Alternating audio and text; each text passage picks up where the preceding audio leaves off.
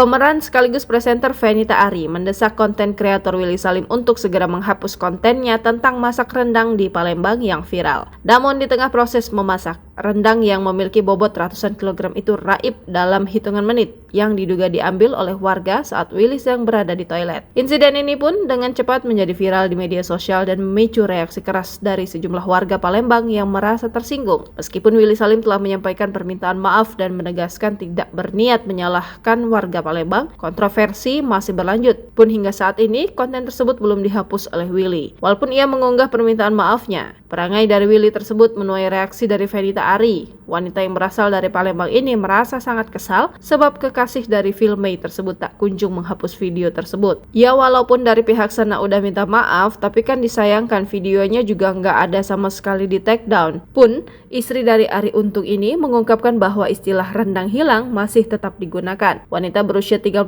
tahun ini terus mendesak sang tiktokers untuk segera menghapus konten tersebut. Alangkah baiknya ya, kalau misalnya sudah minta maaf, ya itu udah take down aja, desaknya. Kesal dengan tabiatnya, Fenita pun mempertanyakan tujuan Willy Salim sebenarnya.